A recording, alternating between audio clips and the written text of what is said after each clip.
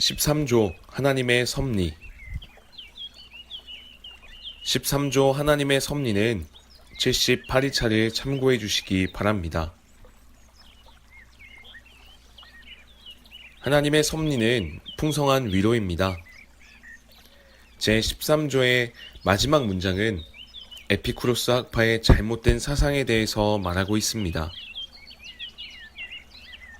에피쿠로스는 기원전 3세기에 살았던 그리스 철학자였습니다. 그는 신들이 직접 인간사에 관여하지 않으며 오히려 신들은 올림푸스 산에 둘러앉아 아주 평온한 가운데 행복하게 시간을 보내고 있다고 가르쳤습니다. 에피쿠로스에 따르면 이 신들의 평온을 흉내내는 것이 이 생에서 인간이 해야 할 일이었습니다. 그에 따르면 우리는 인생사를 지나치게 우려해서는 안 되며 이 평온의 상태에 들어가기 위한 최선의 길은 모든 형태의 섭리 또는 운명을 부정하는 것이었습니다. 그러므로 우리는 스스로의 힘으로 스스로 의지하며 스스로 확신하며 스스로 구원하며 살아가게 됩니다. 익숙한 소리처럼 들리지 않습니까? 이 오래된 사상은 최근에 다양한 자아실현 운동을 통해 부활되었으며 뉴 에이지 사상의 일부입니다. 이 오류는 가증합니다. 우리는 이것이 우리와는 멀리 떨어진 개념들이라고 생각할지도 모르지만 에피쿠로스 철학은 우리 교회 내에서도 여전히 건재합니다. 이 사상은 하나님의 얼굴 앞에서 그리고 하나님의 은혜를 의지하며 실제로 살지 않는 사람들의 삶에 작용하고 있습니다. 이 사상은 어떻게 스스로를 드러낼까요? 사람들은 힘든 한 해를 보냈을 때 운이 안 좋았어 라고 말하고 좋은 한 해를 보냈을 때 올해는 형통했어 라고 말하곤 합니다. 그러나 이 표현들은 실제로는 나는 잘했어, 나는 강했고 똑똑했고 의욕적이었어, 또는 나는 최선을 다했지만 운이 따라주지 않았어 라는 뜻을 지니고 있습니다. 또는 행운의 여신이 미소를 던져주지 않았다거나 운명이 자신의 편이 아니었다고 말하기도 합니다. 이러한 말들이 얼마나 신앙 고백서의 표현들과 반대가 되는지요. 대조적으로 하이델베르크 요리문답은 모든 일들이 우연이 아닌 하나님의 아버지 같은 손길에 의해 일어난다 라고 선포합니다.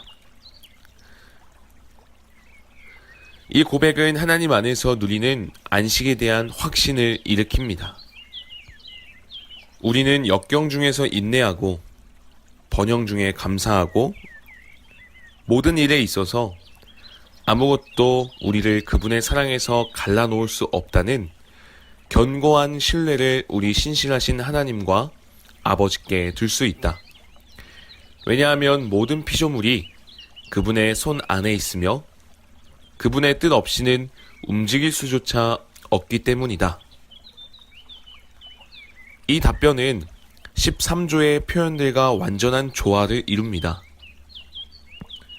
13조의 위로의 고백은 다음과 같이 끝을 맺고 있습니다. 아버지께서는 이처럼 마귀와 우리의 모든 적들을 억제하시며 아버지의 뜻과 허락이 없이는 그것들이 우리를 해칠 수 없다. 얼마나 놀랍고 위로가 되는 선포입니까? 하나님의 섭리의 교리는 풍성한 위로를 줍니다. 하나님 아버지의 뜻 때문에 병실에 입원했다고 상상해 보십시오. 그렇다고 해서 고통이 줄어들거나 공포스러운 순간들이 없어지는 것은 아닙니다. 또는 잘 성사될 것 같았던 두 사람의 관계가 깊은 영적 문제에 대한 의견 불일치 때문에 흔들리고 실패했다고 상상해 보십시오. 또는 들어가기만 하면 너무나 많은 문제들이 해결될 것 같아 간절히 입사를 원했던 직장에 합격하지 못하는 경우도 생길 수 있습니다. 어떤 시험을 맞닥뜨리더라도 모든 일들이 하나님의 계획 중 일부라는 사실을 안다면 하나님의 섭리의 교리는 풍성한 위로를 가져다 줍니다.